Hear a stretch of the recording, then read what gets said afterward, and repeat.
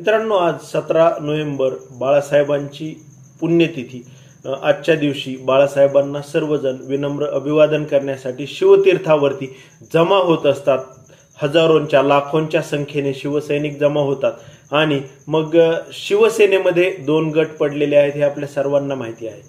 आणि मग शिंदे गटामार्फत गेल्या वर्षी देखील आणि या वर्षी देखील आदल्या दिवशी म्हणजे 16 नोव्हेंबरला सायंकाळी बाळासाहेबांना अभिवादन करण्यात येतं, जे गेल्या वर्षी केलं होतं आणि काल देखील तसं करण्याचा प्रयत्न त्यांनी केला। एकनाथ शिंदे आले, त्यांनी अभिवादन केलं आणि ते निघून गेले आणि मग तिथं शिवसैनिक आणि शिंदे गटाचे कार्यकर्ते यांच्यामध्ये प्रचंड मोठा राडा झाल्याचं आपण सर्वांनी बातम्यांमधून पाहिलेलं आहे।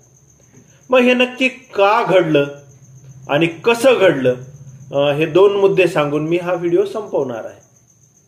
मग मित्रांनो, का घडलं हे जेव्हा आपण शोधायला जातो तेव्हा मग याची पाळमुळं कुठंतरी मुंबऱ्यामधील राड्यामध्ये अडकल्याची दिसतात आणि मग मुंबऱ्यामध्ये जो समंजसपणा उद्धव ठाकरेंनी दाखवला होता, मुंबऱ्यामध्ये हजारोंनी जवळपास 30-40 हजार शिवसैनिक रस्त्यावर उतरले होते, ते अगदी शाखेच्या जवळ पोहोचले होते। परंतु शिंदे गटाकडून काहीशे कार्यकर्ते, 100-200 कार्यकर्ते नरेश मस्केच्या नेतृत्वामध्ये तिथे जमा झाले होते आणि पोलीस मग त्यांचं कारण दाखवून उद्धव ठाकरेंना थांबण्याची विनंती करत होते आणि उद्धव ठाकरेंनी देखील सांगितलं होतं की पोलिसांना हतबल झाल्याचं मला महाराष्ट्रासमोर दाखवायचं नाही। आणि दुसरा मुद्दा त्यांनी सांगितला होता की ऐन दिवाळीमध्ये मला इथे कुठलाही राडा करायचा नाही। आणि मग उद्धव ठाकरेंनी समंजस भूमिका घेतली आणि त्या शाखेपासून काही फूट अंतरावरून उद्धव ठाकरे हे माघारी फिरले, छोटीशी सभा घेतली आणि मग ते परत आले। मग मित्रांनो, मुंबऱ्यामध्ये खूपच विजय मिळवला आहे असं नरेश मस्के आणि त्यांच्या कंपूला वाटलं, एकनाथ शिंदे आणि त्यांच्या गटाला वाटलं आणि मग शिवतीर्थावर देखील तशाच पद्धतीचा माज घेऊन नरेश मस्के, ती दांडा फेम एक बाई आहे ती आणि अन्य काही त्यांचे चेले चपाटे हे तिथे उशिराने पोहोचले होते।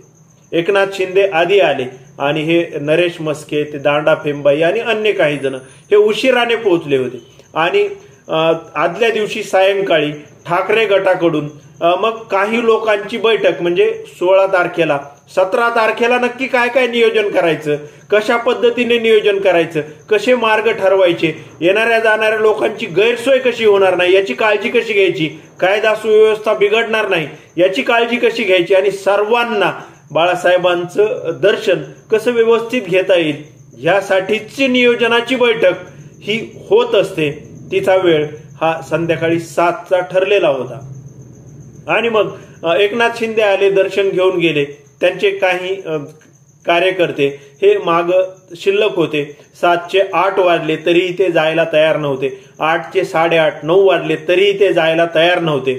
आणि मग पोलीस शिवसैनिकांना ठाकरे गटाच्या थांबा थांबा थांबा म्हणून सांगत होते, परंतु मग ते जातच नाहीयेत। असं पाहून मग काही उत्साही शिवसैनिक हे शिवतीर्थावरती पोहोचले आणि मग तिथे दोन्ही गट एकमेकांच्या समोरासमोर आले आणि मग तिथे देखील नरेश मस्के, दांडा फेमबाईंनी माज दाखवायचा प्रयत्न केला।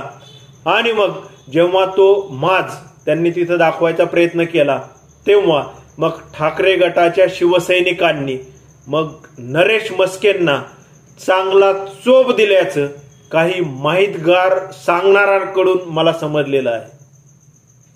त्यांनी सांगताना असं सांगितलं की नरेश मस्केंना दोन्ही गटाच्या लोकांनी तुडवलेलं आहे, म्हणजे गर्दीमध्ये तो असा खाली पडला होता की त्याला त्याच्याही गटाचे कार्यकर्ते तुडवत होते आणि ठाकरे गटाचेही कार्यकर्ते तुडवत होते। नरेश मस्केला जेव्हा लक्षात आलं की आता खूपच आपल्याला तुडवायला लागलेले आहेत आणि जवळच महिलांची एक गर्दी जमलेली आहे, तेव्हा तो खालून घसरत घसरत गर्दीमधून त्या महिलांच्या आड जाऊन लपल्याचं देखील मला त्या सांगणाऱ्यांनी सांगितलं। आणि मग अक्षरशः तिथे आता खूपच आपल्यावर काहीतरी वेगळं होतंय की काय या भीतीपोटी नरेश मस्के हा अशी तोंडावरती ओढणी बांधून तिथून पळून जायच्या तयारीत असल्याचं देखील काही जणांनी सांगितलेलं आहे। म्हणजे मी काही जणांनी व्हिडिओ देखील मागवले आहेत की याचे सर्व व्हिडिओ मिळतात का ते पहा, जर मला ते व्हिडिओ मिळाले तर मी निश्चितपणे आपल्या YouTube चॅनलवरून तुम्हाला दाखवील. परंतु नरेश म्हस्के यांनी जो मुंबऱ्यात माज दाखवला होता तोच माज शिवतीर्थावर दाखवायला तो गेला आणि त्याच्याही लोकांकडून आणि ठाकरे गटाच्या लोकांकडूनही दोन्ही बाजूने तो तुडतुड तुडवण्यात आलेला आहे. आणि सोबतच मग ती दांडा फेमबाई तिला देखील महिलांनी चोप दिल्याचं किंवा तेथून हुसकून लावल्याचं सर्व लक्षात आलेलं आहे. आणि मग गद्दारच्या घोषणा तर इतक्या प्रचंड प्रमाणात होत्या की तुम्ही न्यूजच्या याच्यामध्ये देखील दिसत असेल व्हिडिओमध्ये. आणि अशा प्रकारे हे सर्व घडल्याचं आपण सर्वांनी पाहिलं आहे. आणि मग मी एक व्हिडिओ बनवला होता ज्यामध्ये मुंबऱ्यातला राडा चुकीचा आहे आणि त्याचे परिणाम शिंदे गटाला भोगावे लागतील असं सांगितलं होतं. तेव्हा त्याचे परिणाम हे शिंदे गटाला भोगण्याची सुरुवात झाली आहे.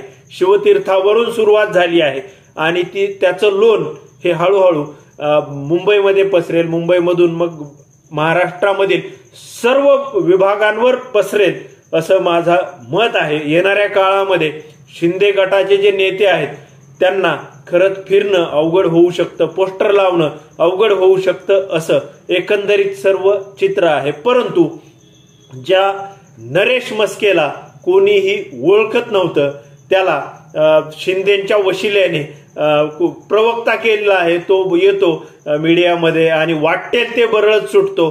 त्याचा माज हा खऱ्या अर्थाने त्याच्याही लोकांनी आणि ठाकरे गटाच्याही लोकांनी चांगलाच उतरवल्याचं मला माहितगार सूत्रांकडून कळलेलं आहे.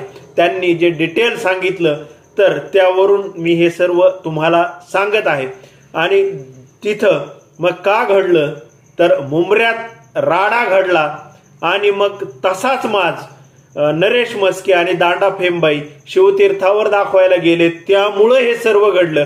आणि कसं घडलं तर मग तुमच्या सर्वांना आत्ता मी सांगितलेलं आहे. आणि फक्त नरेश म्हस्केच नाही, मी फक्त नरेश म्हस्केचं नाव घेतलं, परंतु त्याच्या सोबतच्या अनेकांची अशीच अवस्था झाली. ते महिलांच्या पदरा आड जाऊन लपल्याचं, महिलांच्या आड लपल्याचं अनेकांनी सांगितलं, महिलांचा आश्रय घेतल्याचं अनेकांनी सांगितलं.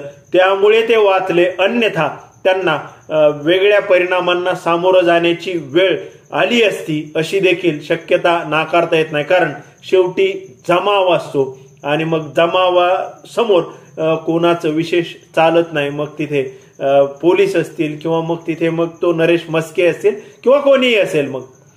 मग एकदा पेटलं की पेटलं. आणि मग पेटल्यानंतर नक्की काय होतं, पेटल्यानंतर मीडियामध्ये बोलणं जेवढं सोपं आहे, मीडियामध्ये जेवढी खालची भाषा वापरणं सोपं आहे, तेवढं पेटल्यानंतर ते सहन करणं सोपं नाही. हे नरेश म्हस्केला आता चांगलंच कळलं असेल असं माझं मत आहे. मग मित्रांनो, हे जे काही घडलं हे का घडलं आणि कसं घडलं हे तुम्हाला समजलेलं आहे. मला जे माहितगार सूत्रांकडून समजलं त्या सर्व माझ्या सूत्रांना खूप खूप धन्यवाद की त्यांच्यामुळे मी हा व्हिडिओ बनवू शकलो आणि तुमच्यापर्यंत ही माहिती पोहोचवू शकलो. तुम्हाला या सर्व दोन कारणांविषयी म्हणजे का घडलं आणि कसं घडलं याविषयी नक्की काय वाटतं कमेंट करून नक्की सांगा. तुमच्या भरपूर कमेंटची वाट पाहतो. आजच्या पुरतं एवढंच, थांबतो. धन्यवाद.